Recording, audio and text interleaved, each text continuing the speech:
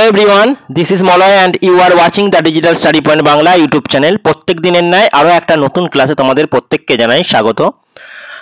কালকেই আমরা BPSC preliminary exam 2018 এর কোশ্চেন পেপারটা নিয়ে আলোচনা করছিলাম। তোমরা যারা বিপিএসসি টিআরই 4.0 এর জন্য প্রস্তুতি নিচ্ছ তাদের জন্য ডেডিকেটলি এই ক্লাসটি। আজকে ক্লাস নম্বর 8 হচ্ছে, অর্থাৎ এর আগে আমরা 7খানা ক্লাস করিয়ে দিয়েছি। আমরা বর্তমানে 10 ইয়ার্সটা কমপ্লিট করছি। যারা বিপিএসসি পরীক্ষা দিতে চলেছ তাদের জন্য অত্যধিক গুরুত্বপূর্ণ হতে চলেছে এই ক্লাসটি। তাই ক্লাসটি শেষ পর্যন্ত দেখো, অনেকটাই হেল্পফুল হবে, কারণ প্রিভিয়াস ইয়ার কোশ্চেন থেকে টিচার রিক্রুটমেন্ট এক্সামে হুবহু কোশ্চেন কপি করা হয় বা তুলে দেওয়া হয়। তাই এই কোশ্চেনগুলো তোমাদের অবশ্যই করে যাওয়া উচিত। সেই ধরনের প্রশ্নগুলো আমি তোমাদের সামনে উপস্থাপন করছি। ভিডিওটা যদি ভালো লেগে থাকে অবশ্যই একটা লাইক এবং বন্ধুদের মধ্যে শেয়ার করে দিও। চ্যানেলে নতুন হয়ে থাকলে চ্যানেলটি সাবস্ক্রাইব করে পাশে থেকো।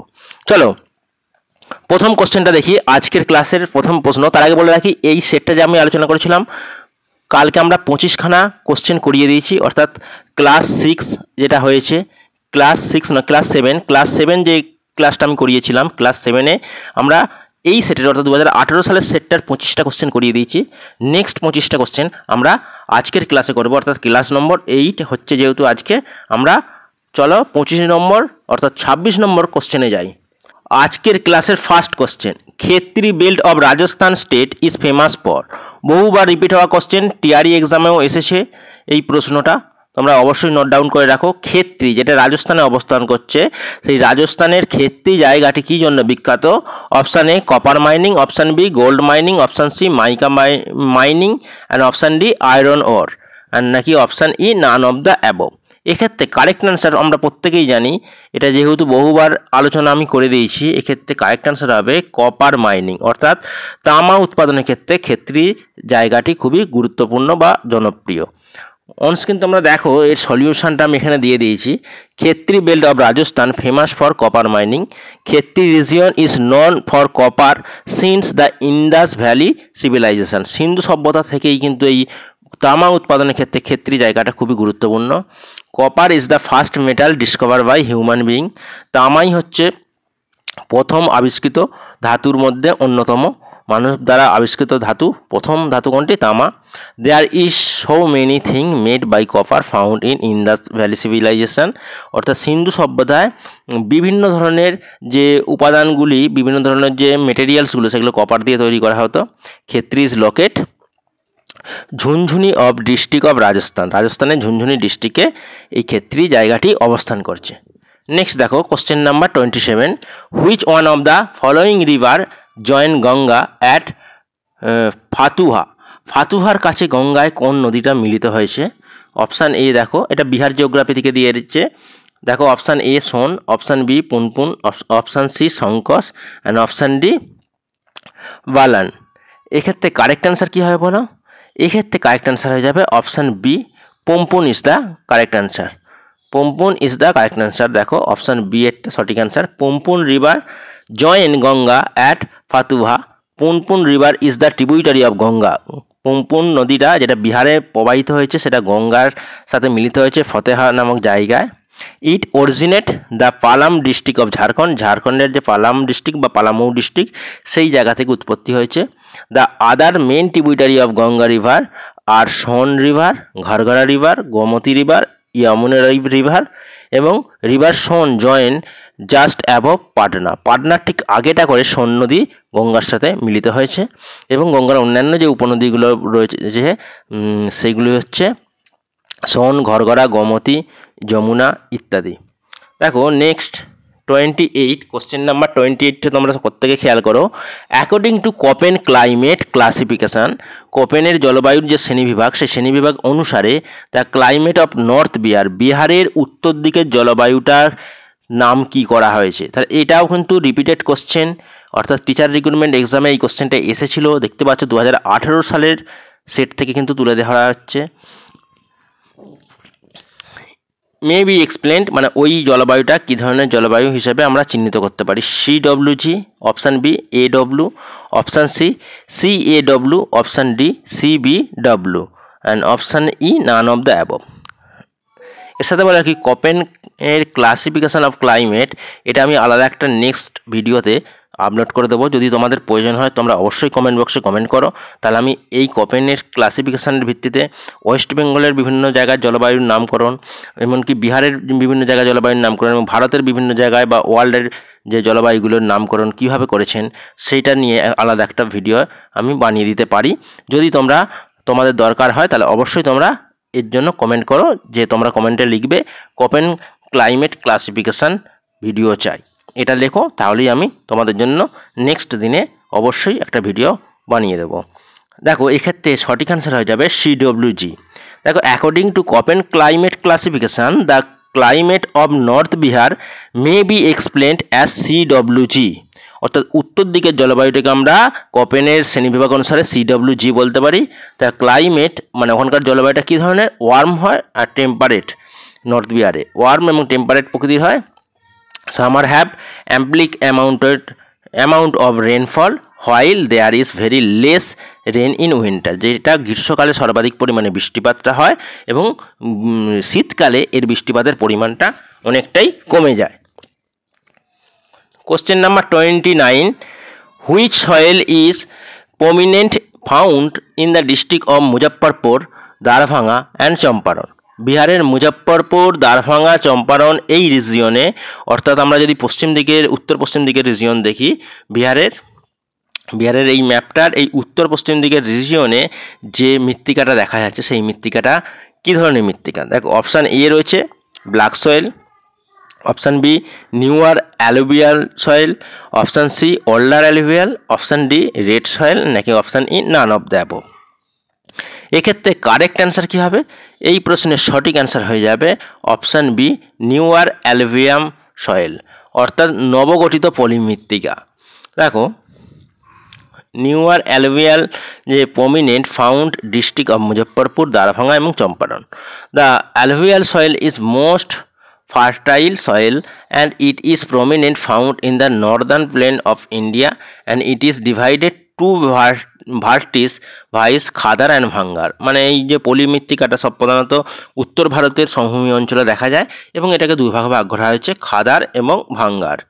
নবীন পলি মৃত্তিকাকে আমরা খাদার বলবো আর প্রাচীন পলি মৃত্তিকাকে আমরা ভাঙ্গার বলবো। এখানে দেখো khadar is the compost of newer alluvium, অর্থাৎ নবীনতম যে পলি মৃত্তিকা এটাকে আমরা খাদার বলে থাকি, এটাকে আমরা খাদার বলবো। এবং নেক্সট যেটা রয়েছে ওল্ডেস্ট যে পলি মৃত্তিকা সেটাকে আমরা ভাঙ্গার বলি। Bhangar is the older and less fertilize compare to khadar. খাদারের তুলনায় এটা অনেক প্রাচীন বা পুরাতন এবং এর যে উর্বর শক্তি বা উর্বরতাটা অনেকটা কম হয় এবং নবীন পলি মৃত্তিকার উর্বরতা ক্ষমতাটা অনেকটা বেশি হয়। এই যে ডিফারেন্সটা তোমরা অবশ্যই জেনে রাখো। নেক্সট দেখো question number 30, the largest jute producting district of Bihar. বিহারের সবথেকে বেশি জুট প্রোডাক্টিং কোথায় হয়, কোন ডিস্ট্রিক্টে পাট উৎপাদনটা সবথেকে বেশি হয়? আমি বলে রাখি বিহারের কৃষিকাজ সম্বন্ধে আমি আলাদা একটা নেক্সট ভিডিও করে দিয়েছি, অলরেডি আমার প্লে লিস্টে রয়েছে। বিহার জিওগ্রাফি যে প্লে লিস্ট সেখানে গেলে তোমরা পেয়ে যাবে। সেখানে কোন ডিস্ট্রিক্ট কী জন্য বিখ্যাত সেটার জন্য আমি আলাদা সেপারেট ভিডিও বানিয়ে রেখেছি, তোমরা চাইলে অবশ্যই সেই ভিডিওটা দেখে নিও। দেখো option A Siwan, option B Goa, option C Vaishali, option D Purnia and option E none of the above. এক্ষেত্রে কারেক্ট অ্যান্সার কী হবে? এক্ষেত্রে কারেক্ট অ্যান্সার হবে Purnia, option D is the correct answer. দেখো the largest jute producting district Bihar is Purnia. It is provide the climatic condition for producting of jute in particular region. মানে এই রিজিয়নে পাট উৎপাদনের জন্য যে ধরনের জলবায়ু দরকার সেই উপযুক্ত জলবায়ুটা এখানে অবস্থান করছে। India's first jute park named Punaras jute park is coming up in the Purnia district of Bihar. বিহারের পূর্ণিয়া ডিস্ট্রিক্টে ভারতের ফার্স্ট জুট পার্ক গড়ে উঠেছিল। খুব ইম্পর্টেন্ট এই যে অংশটা আমি মার্ক করছি সেটা তোমরা অবশ্যই খাতাতে নোট ডাউন করে রাখো, অবশ্যই তোমরা খাতাতে নোট ডাউন করো। ইন্ডিয়ার ফার্স্ট জুট পার্ক কোথায় অবস্থিত? ইন্ডিয়ার ফার্স্ট জুট পার্ক যার নাম হচ্ছে পুরনাসর জুট পার্ক, এটি বিহারের পূর্ণিয়া ডিস্ট্রিক্টে অবস্থান করছে। তারপর হচ্ছে West Bengal is the largest producer of jute, তাহলে জুট উৎপাদনে পশ্চিমবঙ্গ প্রথম স্থান অধিকার করছে মানে ভারতের মধ্যে। And largest jute producer in the world, সেটা হচ্ছে চায়না। চায়নার পরই দ্বিতীয় স্থানে রয়েছে ভারত, প্রথম স্থানে রয়েছে চায়না, দ্বিতীয় স্থানে ভারত, আর ভারতের মধ্যে প্রথম রয়েছে ওয়েস্ট বেঙ্গল। নেক্সট দেখো question number 31, Triveni canal has been constructed on the river. Triveni ক্যানেলটা যেটি সৃষ্টি হয়েছে কোন নদী থেকে, দেখো option A Kosi, option B Son, option C Gandak and option D Kamla. এক্ষেত্রে কারেক্ট অ্যান্সার হয়ে যাবে গন্ডক। গন্ডক নদীতে ত্রিবেণী খালটা খনন করা হয়েছে। দেখো ত্রিবেণী খাল has been constructed on the river Gandak and it has been constructed for irrigation in Champaran district of Bihar. বিহারের চম্পারণ ডিস্ট্রিক্ট অর্থাৎ উত্তর পশ্চিম দিকের অংশ, বিহারের চম্পারণ ডিস্ট্রিক্টে ইরিগেশনের জন্য অর্থাৎ সেচ কার্যের জন্য এই ক্যানেলটি খনন করা হয়েছে। কোন নদী থেকে? না গন্ডক নদী থেকে। অবশ্যই করে রাখো, কারণ এটাও রিপিটেড কোশ্চেন, এটাও বহুবার পরীক্ষায় দিয়ে থাকে। এবং এটা স্টার্ট হয়েছিল কবে? 1979। Gandak river also Narayani river, এই কোশ্চেনটাও আসে। নারায়ণী রিভার নামে বিহারের কোন নদীতে পরিচিত? সেটা হচ্ছে গন্ডক রিভার। গন্ডক রিভারের অপর নাম হচ্ছে Narayani river. It is located in central Nepal and north India, মানে নেপাল থেকে এটা ইন্ডিয়াতে প্রবেশ করেছে, ইন্ডিয়া মানে বিহার স্টেটের মধ্যে দিয়ে এসেছে। It is made of confluence of the black and Trishuli river, মানে ব্ল্যাক এবং ত্রিশুলি রিভারের মিশ্রণ মানে সংমিশ্রণের ফলে বা দুটো নদীর মিলিত প্রবাহের ফলে এটি সৃষ্টি হয়েছিল এবং এটা হাইয়ার হিমালয়ান রেঞ্জ এর মধ্যে দিয়ে নেপালের মধ্যে দিয়ে ভারতে প্রবেশ করেছে। নেক্সট দেখো question number 32, salvation place of Mahavirji the originator of Jain region. অর্থাৎ জৈন ধর্মের যে উৎপত্তি মহাবীর, এটা তোমরা প্রাচীন ইতিহাস থেকে কোশ্চেনটা এসেছে। তোমরা অবশ্যই টিচার রিক্রুটমেন্ট এক্সামের ক্ষেত্রে এটা তোমরা স্কিপ করতেই পারো, এটা যেহেতু সেটা ছিল আমি দিয়ে দিচ্ছি। তাহলে মহাবীরের যে উৎপত্তি সেটা কোথায় হয়েছিল? Option A Mannar, option B Rajgir, option C Pavapuri and option D জেলেনফট and option E none of the above. এক্ষেত্রে আমরা প্রত্যেকে জানি অরিজিন অফ জৈন বা জৈন ধর্মের যে উৎপত্তি সেটা হচ্ছে পাভাপুরি থেকে এসেছিল। যেটা কোথায় অবস্থিত? পাভাপুরি অবস্থিত নালন্দা ডিস্ট্রিক্ট অফ বিহার। পাভাপুরি কোন জায়গাটা অবস্থিত? নালন্দা ডিস্ট্রিক্ট অফ বিহারের মধ্যে অবস্থান করছে। নেক্সট দেখো question number 33, Kaimur plateau. Kaimur যে প্ল্যাটিউটা সেটা কী জন্য বিখ্যাত? Option A copper, option B limestone, option C lithium, option D bauxite and option E none of the above. এক্ষেত্রে কারেক্ট অ্যান্সার হয়ে যাবে কাইমুর প্ল্যাটিউ, সেটা লাইমস্টোনের জন্য বিখ্যাত। কিসের জন্য বিখ্যাত? লাইমস্টোনের জন্য বিখ্যাত। তাহলে কাইমুর ডিস্ট্রিক্ট লাইমস্টোনের জন্য বিখ্যাত। নেক্সট দেখো কোশ্চেন নাম্বার 34, স্বামী Sahajanand Saraswati published a journal. স্বামী সহজানন্দ সরস্বতী একটা জার্নাল পাবলিশ করতো বা প্রকাশ করতো, সেটার নাম কি? অপশান এ দেখো জনক্রান্তি, অপশান বি হুঙ্কার, অপশান সি কৃষক সমাচার, অপশান ডি বিদ্রোহী and option E none of the above. একটা আনসার হয়ে যাবে অপশান বি হুঙ্কার। হুঙ্কার যে জার্নালটা, হুঙ্কার জার্নালটি সহজানন্দ সরস্বতী এটা প্রকাশ করতো। Option B is the correct answer হয়ে যাবে। দেখো Swami Sahajanand Saraswati published a journal called Hunkar. এবং সহজানন্দ সরস্বতী কোথায় জন্মগ্রহণ করেছিল? Deva village near Raulpur, Ghaziabad district in the north east province in 1889। A family of Bhumihar caste. Bhumihar কাস্টের একটা পরিবার থেকে তিনি জন্মগ্রহণ করেছিলেন। হি established Bihar Kisan Sabha and he dedicate his whole life a nation and the ন্যাশনালিজমের জন্য তার সমগ্র জীবনটা অতিবাহিত করেছে। আর তিনি বিহার কিষাণ সভা প্রতিষ্ঠা করেছিলেন। বিহার কিষাণ সভা বা বিহার প্রভিন্স কিষাণ সভা, যেটা 1829 খ্রিস্টাব্দে প্রকাশ হয়েছিল। তোমাদের এর আগের সেটাই করিয়েছিলাম। দেখো question number 35, who established A branch of Anushilan সমিতি অ্যাট পাটনা ইন 1931। বলে রাখি এই ধরনের কোশ্চেনগুলো অর্থাৎ বিহার হিস্ট্রি থেকে, হিস্ট্রি তোমরা পড়লেই হবে না, বিহার হিস্ট্রিটা তোমাদের অবশ্যই কভার করতে হবে, কারণ বিহারের পরীক্ষা দিতে গেলে বিহার থেকেই কোশ্চেনগুলো আসে। তাই বিহার হিস্ট্রি যে সেকশনটা আমরা পেড গ্রুপে অলরেডি কভার করে দিয়েছি। এরপরে যে বিহার জিওগ্রাফি সেটাও আমরা কভার করে দেবো। তোমরা যারা পেড গ্রুপে যুক্ত হতে চাইছো তারা অবশ্যই স্ক্রিনে দেওয়া নাম্বারে তোমরা কল করে নিও বা ডেসক্রিপশনে নাম্বার পেয়ে যাবে, সেখান থেকে তোমরা যোগাযোগ করে নিও।